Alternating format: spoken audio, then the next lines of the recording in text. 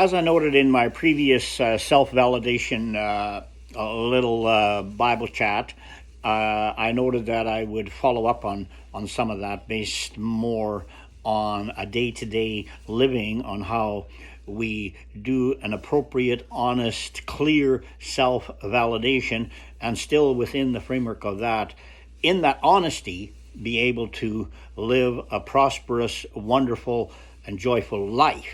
And that, I believe, is the goal here. Of course, from a Christian perspective, you are always interested in making God look positive in the world, so that you become like the salt and light that the Bible indicates that you should be. And now, in the area of self-validation, an honest, clear look at all your negatives based on how other people perceive it, and also based on how you perceive it. How do you really look at yourself with all your giftedness, with all your talents, with your education, or the lack of that education, or the lack of that giftedness? Not everybody has the same gifts. Not everybody has the same talents, and certainly not the same level of education. There's this idea of taking the self-validation aspect of your life and comparing it with everyone else, and the Bible argues very strongly against that. Don't go there. You are created in a certain way, that God has given you a certain level of intelligence, and you may be a physicist, you may be a physician, you may be a high-educated professor in philosophy, or whatever area of interest you have. But on the other hand, you may not have been given that capacity. And are you comfortable with the IQ that you have?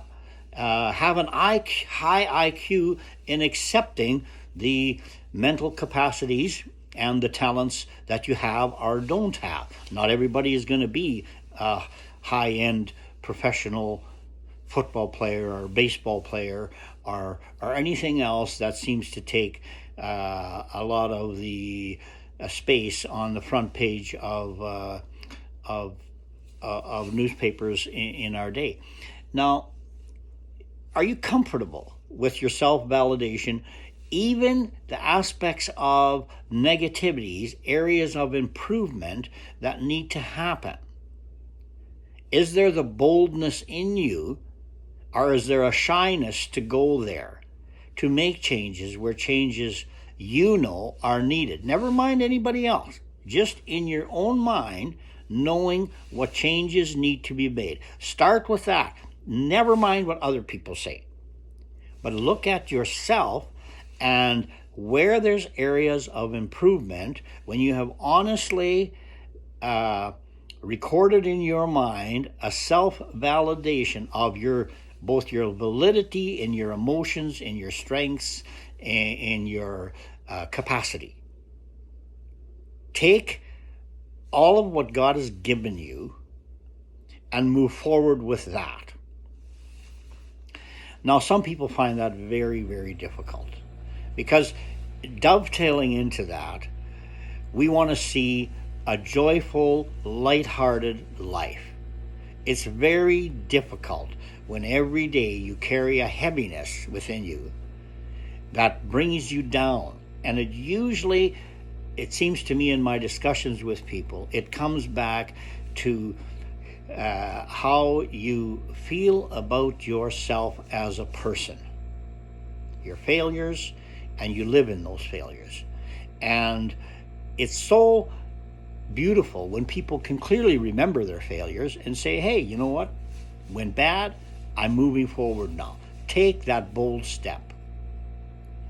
Now, of course, in this process, it's important to have mentors around you, people that you know that care. And by the way, even people that don't necessarily like you may often have a better perspective of what you are than what you see as yourself. You don't have to like a person to be somehow guided in becoming a better person even though that person has negative attitudes towards you. Look, a good self-validation will allow that, will give you the boldness to even listen to people that maybe dislike you. It's important to do that because it shows that you're confident in what you are as a person, that you have the strength to move forward. And I know I'm rambling here, but this is very significant if you can kind of touch base on what I'm saying here. And I don't think I really have the best way of presenting it, but I present it as with the tools that I have. Now, let's look at another aspect. And I'll try and make this short because I'm almost 6 minutes already. Let's look at the Russian proverb that notes this: pray and row to shore. Pray and row to shore.